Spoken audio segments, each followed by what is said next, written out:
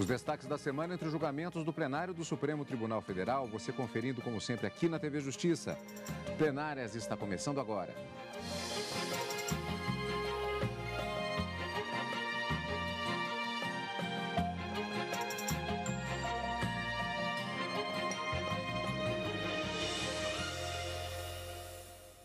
Hoje com as sessões dos dias 9 e 10 de abril de 2014. Karina, quais seriam os destaques dessa semana que teve tantos processos julgados? Eu entendo que na quarta-feira, sem dúvida alguma, a edição de mais uma súmula vinculante feita pelo Supremo Tribunal Federal, envolvendo a aposentadoria especial para servidores públicos, no que acabou sendo decidido que aplica-se a regra do regime geral da Previdência para apenas em um determinado caso em que a Constituição prevê essa aposentadoria especial para os servidores públicos. Seria o caso do artigo 40, parágrafo 4º, inciso 3 apenas. A gente vai comentar aqui como é que foi esse julgamento. E na quinta-feira, sem dúvida, duas ações penais, na verdade, uma ação penal que acabou sendo concluída contra um deputado federal que acabou sendo absolvido pelo plenário do Supremo Tribunal Federal e também um outro inquérito que, por aplicação de uma lei especial, acabou sendo convertido na mesma sessão de julgamento em ação penal e sendo julgado improcedente, portanto, menos 2 parlamentares respondendo a processos aqui no Supremo.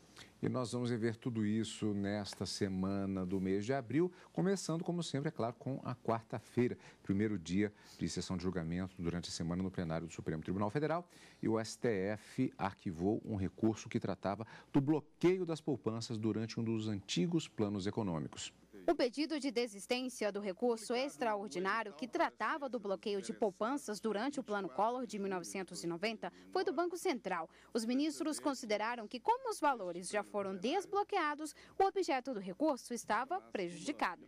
Também durante a sessão, o plenário analisou a constitucionalidade de 3 leis municipais de Minas Gerais que previam a contratação temporária de profissionais para o serviço público. Nos 3 casos, os ministros julgaram que as normas são inconstitucionais. Também foram modulados os efeitos para que algumas contratações ocorridas até a data do julgamento dos recursos sejam preservadas, não podendo ultrapassar 12 meses.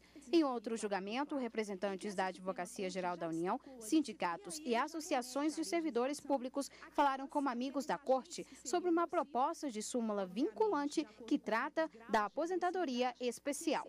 Se for o caso do outro colegiado entender por bem contemplar também a aposentadoria especial para os portadores de deficiência no enunciado, que se determine a aplicação da Lei Complementar número 142 de 2013, porque ela sim contempla pressupostos, padrões objetivos que permitem ao administrador a análise do direito ou não à aposentadoria. O servidor público não pode ter menos direito que um trabalhador da iniciativa privada, sendo que ele está ali trabalhando, contribuindo com a sua saúde.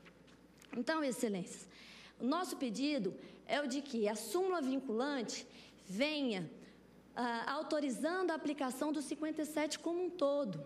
Os ministros decidiram que, em relação aos servidores que exercem atividades de risco e das pessoas com deficiência, o tribunal ainda não pode se manifestar. Portanto, a nova súmula 33 vai permitir a aposentadoria especial aos servidores que trabalham na insalubridade ou com funções que comprometam a integridade física. A decisão foi unânime. Apenas uma observação muito rápida. Sabemos que a súmula vinculante não encerra decisão sobre norma, mas, ao contrário, qualifica-se como uma norma de decisão, cujo suposto legitimador resulta precisamente por efeito de determinação da própria Constituição da República de reiteradas decisões sobre matéria constitucional, em ordem a que se dê eficácia vinculante à formulação sumular apreciada e editada por esta Corte pelo voto da maioria qualificada de 2/3 de seus integrantes. Como aqui foi salientado, não se pode, nesta sede que tem um conteúdo e uma natureza estritamente administrativa, não se pode inovar ou em relação aos precedentes que foram firmados em sede jurisdicional. Por isso, o tribunal há que se ater na formulação do enunciado sumular impregnado de eficácia vinculante às diretrizes estabelecidas nos precedentes. E, a esse respeito, a mim me parece que o enunciado agora referido por Vossa Excelência consubstancia, compendia precisamente aquela situação a respeito da qual se estabeleceram os vários precedentes, de tal modo que o conteúdo desta súmula com eficácia vinculante deverá restringir-se tão somente à situação a que alude o artigo 40, parágrafo 4º, inciso 3º da Constituição, sem prejuízo de que novas discussões venham a ser estabelecidas sobre o tema, objetivando precisamente alcançar as situações que aqui foram referidas da própria tribuna, mas que vão exigir, para efeito da incidência dessa jurisprudência vinculante, vão exigir que haja um específico pronunciamento da Corte a respeito da matéria. Eu, portanto, acompanho a proposta agora formulada por Vossa Excelência. Proclamo o resultado. Por unanimidade, o tribunal aprovou o seguinte verbete de súmula vinculante. Aplicam-se ao servidor público, no que couber, as regras do regime geral de previdência social sobre aposentadoria especial, de que trata o artigo 40, parágrafo 4º, inciso 3º da Constituição Federal, até a edição de lei complementar específica. Bom, Karina, portanto, na quarta-feira vamos começar pelo último tema, depois a gente volta para o primeiro. Em relação à proposta de súmula vinculante, que se transformou efetivamente numa súmula, isso não se aplica, essa decisão, a todas as aposentadorias. Não, essa súmula vinculante ficou com uma ressalva. Até a própria representante da Advocacia Geral da União sustentou isso da tribuna, no sentido de que a Constituição ela prevê 3 tipos de aposentadoria especial para os servidores. Quando ele exercer uma atividade de risco, quando o servidor for um portador de deficiência ou quando a atividade que ele estiver inserido, de uma certa forma, causar algum prejuízo à sua saúde ou à sua integridade física.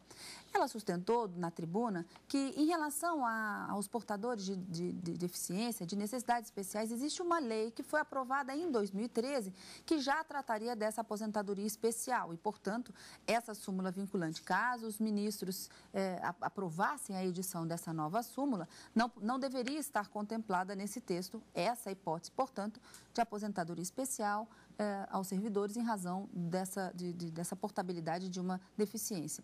E também ela trouxe uma outra circunstância que os ministros acabaram decidindo da mesma forma, de que para a atividade de risco, a edição de uma súmula vinculante, ela teria que se pautar no que determina a própria Constituição a partir da redação que foi dada pela Emenda Constitucional 45 ao artigo 103, a linha 103-A.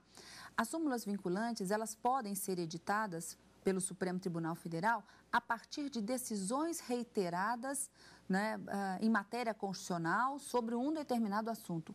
E que, para essa hipótese, o Supremo não teria preenchido esse requisito, ou seja, decisões reiteradas sobre a atividade de risco a ensejar uma aposentadoria especial aos servidores públicos. E que, portanto, caso a súmula viesse realmente ser editada, disse lá a representante da Advocacia Geral da União, ela somente deveria ser feita com relação ao inciso 3, ou seja, para aquelas atividades que colocassem em risco a saúde ou a integridade física dos servidores. E assim os ministros acabaram decidindo, com base apenas no item 3 do artigo 40, parágrafo 4º, para permitir, então, a aplicação da Lei 8.203, que é a lei que prevê o regime geral de previdência social para os empregados, vamos dizer assim, deve ser aplicado também aos servidores, enquanto a lei complementar que a própria Constituição exige para essa aposentadoria especial dos servidores não for editada pelo Congresso Nacional. Então, diante da lacuna, aplica-se a lei geral existente no que couber. E essa foi uma proposta até feita para a redação da súmula vinculante, feita pelo ministro Marco Aurélio, porque não são todos os casos que se amoldam. Então, a própria administração vai, a partir desse comando agora da súmula vinculante, que como o próprio nome diz, deve ser aplicada por todos os tribunais no Brasil e também pela administração pública federal, estadual, municipal e distrital. Então, tem que ser de observância obrigatória. Daí o nome vinculante, para que nos casos concretos que forem levados para o pedido de aposentadoria, deve ser analisado essa possibilidade de aposentadoria especial nesses casos apenas. Quando houver, de alguma certa forma, uma atividade que represente alguma circunstância que possa violar a sua integridade física ou a sua saúde também, nesses casos apenas que ela será aplicada. Então, uma tarde, vamos dizer assim, na quarta-feira, bastante proveitosa, com essa edição da súmula vinculante, que agora leva o número de súmula vinculante número 33, já que a última teria sido a 32. Na quarta, eles julgaram, portanto, uma proposta de súmula vinculante número 45. Eu percebi que houve uma dificuldade, muitas vezes eu vi algumas pessoas dizendo, mas foi aprovada a súmula vinculante número 45. Não, essa era a proposta. A proposta era 45, mas agora essa nova súmula leva o número 33. Karina, em relação ao Plano Collor, que também foi outro tema debatido, sempre que se fala na expectativa de julgamento de algo relativo a planos econômicos, se espera um debate jurídico-econômico. E, no final das contas, o que nós tivemos foi uma questão processual determinante para o resultado desse julgamento. Falou-se muito a respeito justamente da possibilidade de desistência da ação, e isso foi muito debatido. Que questão exatamente era essa que estava discutida, que foi discutida pelos ministros do Supremo? Foi algo até bastante rápido, mas os ministros...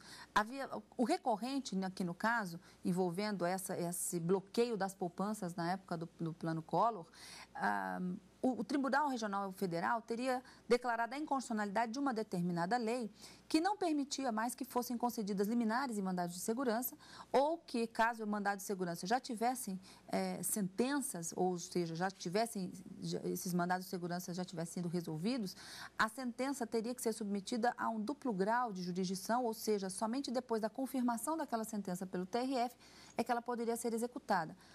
O TRF julgou essa lei inconstitucional e o Banco Central recorreu ao Supremo para que buscasse a declaração da constitucionalidade desta lei.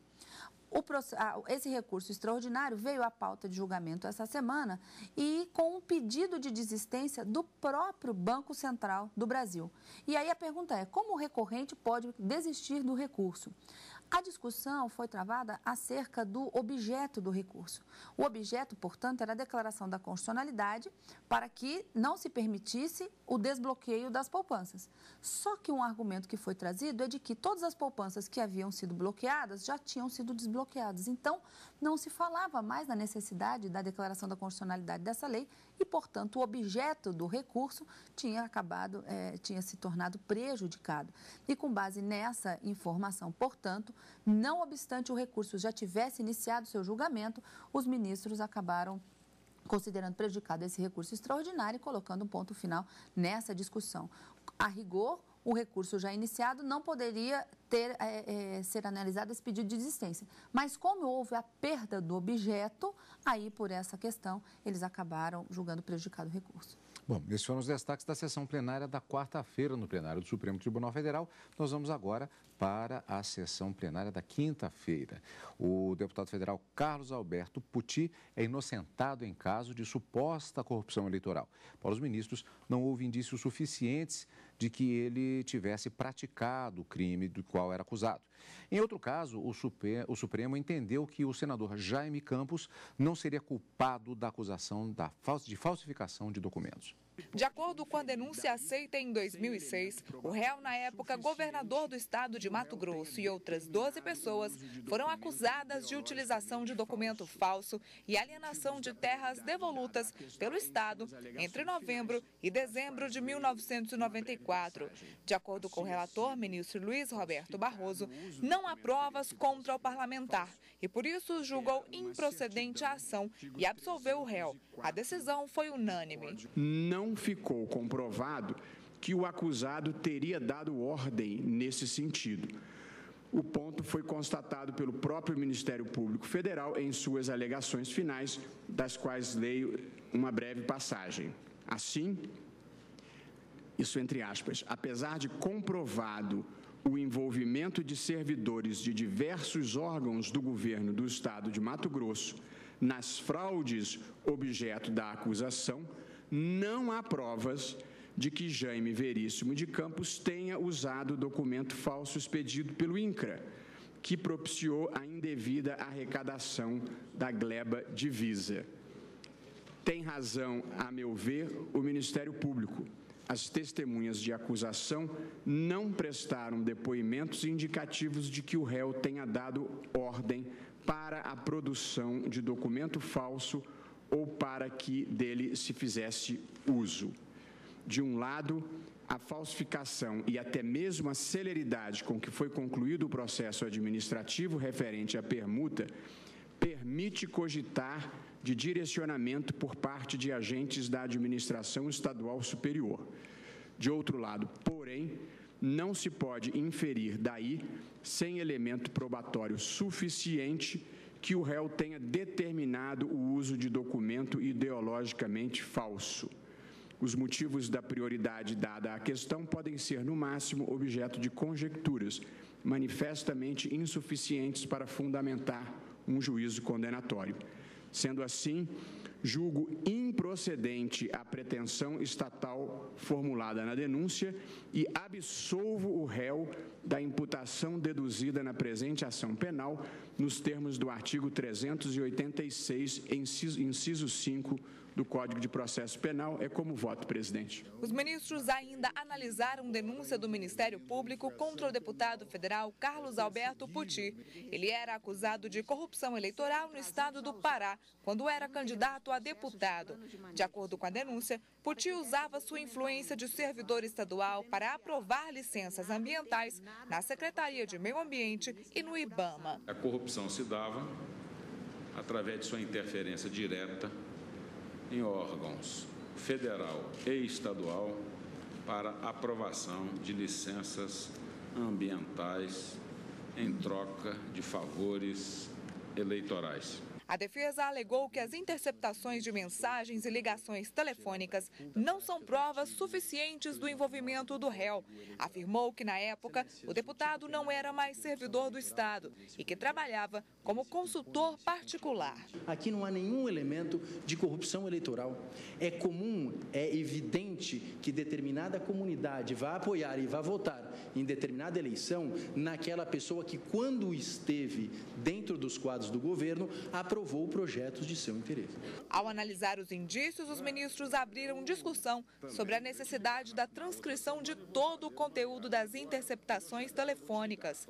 Para o ministro Teori Zavascki, nesta fase de inquérito, a transcrição completa não é necessária. No caso específico, pelo que eu entendi, não houve degravação integral. Mas nós temos que considerar que nós estamos numa fase de inquérito, onde não há, nesse momento, propriamente a possibilidade de apresentação de defesa, nem de requerimento por parte da defesa de degravação. Tudo isso poderá ser feito, se for o caso, no curso da ação penal. Nesse momento de recebimento da denúncia, considerando essa jurisprudência do Supremo, eu não vejo razão para não considerar, pelo menos como indício, essas degravações que foram efetuadas. Proclamo o resultado quanto à preliminar.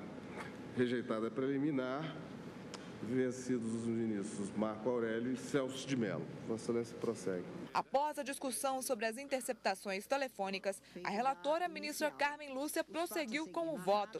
Para ela, não há indícios suficientes que o parlamentar tenha cometido o crime de corrupção. Ela foi acompanhada pela maioria dos ministros. Não se extraindo da denúncia o tipo penal no qual o Ministério Público dá como incurso o denunciado, impõe-se, a meu ver, a rejeição da inicial da denúncia, sendo incabível nesta fase processual qualquer alteração de capitulação jurídica dos fatos narrados na peça acusatória, tal como, aliás, também realçado pelo nobre advogado de que nada importaria em que até tivesse outro encaminhamento, que não se poderia, neste caso, com este tipo que foi imputado, deste tipo penal que foi imputado, com essas descrições, se chegar à conclusão de que era caso de recebimento da denúncia. Por isso, citando também neste mesmo sentido, o habeas corpus 87-324, que é da minha relatoria, eu estou votando no sentido de rejeitar a denúncia. É como voto, senhor presidente. Bom, Karina, começando de novo do último para o primeiro, não é? No caso deste inquérito, há uma curiosidade aqui, na verdade, porque é um inquérito que foi considerado improcedente e ele se transformou em ação penal. Como é que é isso? Exatamente. Os ministros, eles recentemente têm aplicado essa técnica prevista na Lei 8.038, que é a lei que regulamenta essa tramitação das ações originárias, penais originárias aqui no Supremo. E, de acordo com essa legislação, é possível que os ministros, na análise do inquérito, eles possam, no mesmo julgamento, transformá-la em ação penal e já julgar improcedente o pedido. E foi isso que eles fizeram nesse inquérito, em que os ministros analisavam uma denúncia por crime de corrupção eleitoral. Né, contra o deputado federal, e decidiram que não haviam provas suficientes para poder sequer receber a ação, mas já recebiam por força do artigo 6º dessa legislação especial e julgavam improcedente. Então, portanto, o deputado não responderá à ação penal aqui no Supremo em razão desse crime de corrupção eleitoral ativa. Essa questão que é bem característica de primeiro se julgar a possibilidade de recebimento da denúncia pelo inquérito transformando-se em ação penal. Isso é uma forma, já considerando-se que, no caso do Supremo Tribunal Federal, são pessoas que têm vida pública, de se evitar um constrangimento quando há essa técnica de primeiro se apurar, não, podemos transformar em ação penal ou não, e posteriormente, sim, se houver indícios, isso é um mérito da questão. Exatamente. Na verdade, nessa fase de inquérito, nessa fase do recebimento da denúncia, o que se precisa analisar é se existem indícios fortes e suficientes para o início da ação penal. E não havendo esses indícios fortes, os ministros acabam julgando até improcedentes logo o pedido para não transformá-lo e aplicando esse artigo 6º da legislação. Até porque, por várias vezes, a gente vê até mesmo os ministros falando, como você mesmo citou agora, responder a um processo criminal já é por si só um constrangimento. E se não há provas, nem indícios sequer para deflagrar uma instrução processual penal, já se julga improcedente o pedido, já transformando no mesmo ato, né, e julgando improcedente, aplicando o artigo 6 dessa Lei 8.038. Lembrando que aqui tratou-se do inquérito 3.693. E, como vimos na reportagem, foi retratado também um outro processo, aqui uma ação penal especificamente, ação penal 460, no caso do ex-governador do Mato Grosso, atualmente parlamentar, atualmente senador. Aqui uma outra curiosidade também, Karina, embora seja comum acompanharmos isso no plenário do Supremo Tribunal Federal, mas sempre é interessante fazermos a abordagem. Nesse caso específico, o próprio Ministério Público pediu a absolvição. Exatamente. Porque o que acontece? O Ministério Público, quando diante de indícios ou elementos de informação que entende suficientes, promove a denúncia acerca de um suposto crime que uma pessoa tenha cometido. Aqui, no caso, havia uma suspeita de que o senador da República, à época dos fatos, tivesse falsificado um documento público. Então, não havia uma acusação de que ele teria feito, mas um suposto cometimento daquele determinado delito.